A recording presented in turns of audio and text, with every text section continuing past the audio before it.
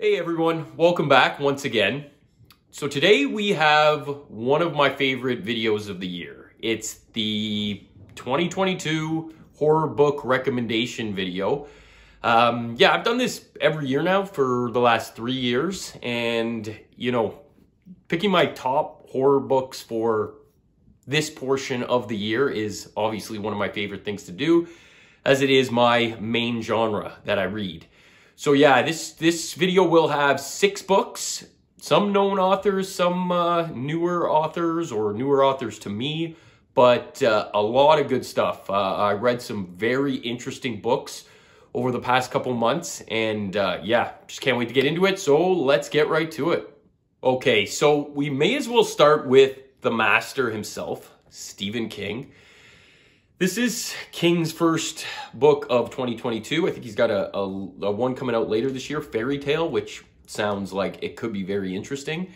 So Gwendy's Final Task, the final book in the Gwendy trilogy. He wrote the first book, Gwendy's Button Box, alongside Richard Chizmar.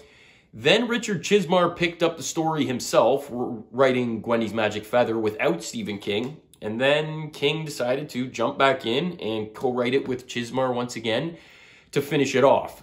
And this one, as you can tell from the cover, Dark Tower, everything, is basically a Dark Tower novel. If you're a Tower junkie like I am, this is a must read. I think at this point, you've got to read the entire Gwendy trilogy. This one, like I said, is basically a Dark Tower novel. I feel like it's a quasi Dark Tower sequel. Just based on some of the stuff they said, mentioning certain things that had happened during the end, close to the end of the series, leads me to believe that this was almost supposed to be like a post Dark Tower 7 novel in a way. Like I said, very, very muddy, very up for interpretation as that series is. But yeah, like tons of connections. Also some connections to some pretty major Stephen King novels, early Stephen King novels, very popular early Stephen King novels. I don't want to spoil anything, so I'm being very vague with all of this, because if you're a constant reader like I am and you're up to date with the multiverse and everything like that, you want to find this stuff out for yourself. So all I got to say is this book was really good. And like I said, if you're a constant reader, you must check this out. It expands the universe, and really just was a nice little treat at this point of Stephen King's career to get as much connections as we got in this book. So yes, A+ for me. Love where he's going with his newer stuff. I really hope he keeps connecting to some of his older stuff with the multiverse. And yeah, more stuff to come with that Fairy Tale novel, which just at first glance feels like could have a lot of connections to older stuff as well. So yes, awesome read as a King fan. Next up, we have Echo by Thomas Olde Huevelt. So Huevelt is the same author that wrote Hex. If you read Hex, this is now his second novel that has been translated back into English. Huevelt is a Dutch author, and it seems like he's got a third on the way as well that is going to be translated a little quicker than this one was. This one took a couple years. I've been waiting for this one for a while. I absolutely loved Hex. I know a lot of people, it was kind of hit or miss, depending on how well you liked it. A lot of people weren't very happy with the ending. For me, I really did like Hex, which is why this was much anticipated for me. And let me tell you, he did it again. Thoroughly enjoyed this novel. This novel is about a mountain climber who ends up having a mishap with his climbing partner during a climb on this very mysterious mountain in the Swiss Alps. And it is a very mysterious book. Very creepy, I guess the term would be. Kind of doesn't give too much away early. I must say, it's a slow burn, very slow moving, but I feel like you got to stick with this one. And the first 100 pages or so may be a little confusing just based on how slow it is and how little they really give you. But if you stick with it, everything does come full circle. All the gaps do get filled in, and this story as a whole is something else. If you like really creepy reads, you know, things that are going to keep you thinking and thinking along with the novel, then this is the one for you. I thoroughly enjoyed it. I am hooked to Huevelt, and yeah, can't wait for his third novel to come out. Next up, The Last House on Needless Street by Catriona Ward. This book, where do I even start? First of all, it was awesome. This book was amazing. I went out and bought another Catriona Ward novel basically right after I finished reading this one. Okay, so this book it's the ultimate misdirection. It will get you looking one way and completely slap you in the face from the other side, if that's the best analogy I can use. This is another one where I don't want to give too much away because the best part about reading this book is the shock factor. In a nutshell, I'll try and explain the plot, spoiler-free. It's about a man, a middle-aged man, lives by himself in this house that's kind of all boarded up, and he's a recluse, and he lives with his cat and his young daughter, who comes to visit him every so often, every couple weeks, I want to say. Let's just leave it at that.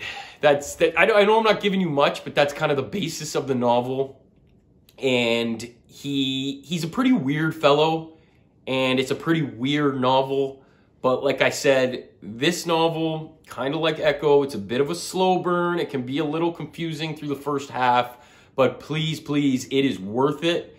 It is worth the ending, and just read this one. Read this one. I'd love to know what people's thoughts are on this one in the comments if you've read it, because it was one of those novels. It was one of the few novels where after I put it down, I was kind of sitting there a little awestruck, like thinking about it, being like, that was something. That was really something else. And I'm looking forward to reading another one of her novels just to see, you know, if it was kind of along the same lines and if she can kind of do the same thing again. Purely entertaining. It was awesome. Check this one out. All right, so next up is another final book in a trilogy. I Am the Tiger by John Avijde Lindqvist. This is the last book in the Plasterna trilogy, I think it's called. I don't know if that's the Swedish term for it, but that's what I read online. It's I Am Behind You, I'll Always Find You, and I Am the Tiger. I think those were the three names. But anyways, this is the final book of the trilogy, and I was super pumped. I had to track this one down. I think it only got released in like Australia. I had to pay a bit of shipping to get an English copy of this. But super pumped to finally track it down because I just needed to complete this trilogy. Talk about another series that just is kind of super confusing but interesting at the same time and doesn't really give too much away. And I was so happy to finally complete it because this one did really bring it full circle. So this one kind of takes place in the same setting as I'll Always Find You, the second book, where it's in a condominium community in Sweden. And basically about a young kid, like a teenager, who's getting mixed up with bad people in the drug scene and dealing cocaine and basically we read it from his point of view and his uncle's point of view, who's a freelance reporter who kind of works hand in hand with the police, or he has throughout his career, helping them solve crimes and everything like that. And it kind of all comes together because he realizes his nephew is caught up in the middle of this crazy drug scene that's taking over the Stockholm area. So mix all that in with the supernatural element of what this series is, which is there's like this alternate dimension that certain people can access, and it's just really weird. I've related the other books to kind of like a Twilight Zone type feel to these, and it basically holds up for this one as well. But like I said, the last two books didn't really give you much, left you with a lot of questions still. This one brings it full circle, And I recommend this trilogy as a whole to anybody. Also, what made this super interesting to me, if I were to do a reread of these one day, which I may, I might read them backwards. I might read this one first, the second one second, and the first one last, because this is just my opinion. I truly believe that there would be a benefit to doing it that way, because it almost felt backwards the way you were reading these. You were very confused, and then they cleared it up with this one. And I feel like if you read, for example, the first novel last, knowing what you know from this book, it might hit a little bit differently, and it might read as a totally different trilogy, which is a very, very interesting concept. And I might be crazy for thinking to do it that way, but I may give it a try and just see what it's like after I kind of forget about these for a little bit, maybe a year or two down the road. But yeah, awesome trilogy. Like I said, very, very cool stuff. It's very unique. Love Lindqvist, and he's one of my favorite authors right now. Next up, another Richard Laymon novel, The Traveling Vampire Show. So this one, I've been asking a lot of people's opinions on which Richard Laymon books I should check out, because at this point, I want to read them all. I love Laymon. I think he was brilliant, and this was one that was, a lot of times in the comments, people were saying, you got to read The Traveling Vampire Show. I did like it, but I would say it wasn't his best for me. For me, my top two right now are probably Island and Funland. And yeah, I don't know. I just felt like the knock on this one was nothing really happened for about 90% of the novel. And, it was at the point where I thought, is anything even going to happen in this novel? Or are these kids just paranoid and crazy and none of this stuff is actually going on that they think is going on?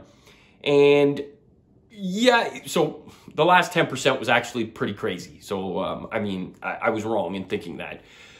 So plot-wise, it is about a traveling vampire show, obviously. And it's a bunch of kids, 3 kids, who see these signs for this traveling vampire show in their hometown, and they want to go to it, but no kids are allowed type thing. And it takes place all in one day. And crazy stuff starts happening to them in this day. But it's kind of self-inflicted. They're kind of kids that are up to no good. Just getting stuck in bad situations and such. And, it turns out a lot of the crazy stuff that's happening, like I said, could have been paranoid delusions and things like that. Keeps you guessing. You're not really sure. But they end up going to the vampire show that night with a few other people, and let me say, the last, like I said, 10% of this novel is pretty action-packed. It is pretty crazy, and yeah, it's worth a read for sure. I'm just saying, I didn't enjoy it as much as I guess people hyped it up for me, but isn't that how it always works with books? Like, you get excited for something and just doesn't live up to the hype you put on it yourself in your head. But you go into a book fresh, and I feel like you just love it because you don't know what you're getting yourself into. But, either way, it was still a good read. I haven't read a Laymon novel that I didn't like yet, and this one was no different. So, yeah, another good Laymon read. All right, and lastly, I went back to Dan Simmons. Got a lot of Dan Simmons on my TBR still, so figured I'd knock another one off. The Hollow Man. This one I went in completely fresh, did not even read a synopsis on it. And when you hear Hollow Man, I was thinking like Invisible Man type thing. I think there even was a movie called The Hollow Man where he was invisible. So that's what I thought this was going to be. Wasn't like that at all. Very interesting read. A lot of stuff about like quantum physics. If you watch Big Bang, some of the stuff they talk about on that show was kind of broached upon in this book. I like it. I like expanded thinking, like that kind of stuff. It's a very like, not depressing novel, but like those are the tones to this novel. It's a novel about loss and dealing with loss and grief and everything like that. So, like I said, you got to be in the right mindset to read this one because getting into those themes, obviously, they're not going to be for everybody, especially if you're not feeling like going down that road. But I read this novel super quick. I couldn't put it down. I thought it was beautifully written. Some novels, when you just read them and they they're just smooth to read. You're flipping the pages quickly. You know, you're really taking it all in and absorbing it all. And I don't know, maybe that's just me. Let me know if you're like that as well. But I just find certain novels just read very smooth, smoother than others. And this was one of them. I would recommend this novel. It was adult themes for sure. I'll put it that way. But yeah, it'll make you think. Dealing with, like I said, quantum physics, alternate dimensions, things like that, but dealing with them on a scientific level, if that makes any sense, as opposed to like a science fictional level. Yeah, it's my best way of trying to describe it. So check it out. Dan Simmons, one of the better ones I've read by him. Also, like, telepathy in this novel as well are related to, for all you Carry On Comfort fans out there, it was kind of similar to what he had going on in that, minus the whole being able to control the person. This was more so just reading minds. So that was another element that he kind of went back to. But yes, very good Dan Simmons read. All right, everyone. Once again, thank you for watching this video. If you've made it this far, give me a thumbs up, give me a subscribe. I am closing in on 10,000 subscribers, so please, if you want to help me get to that mark, by all means, I would appreciate it.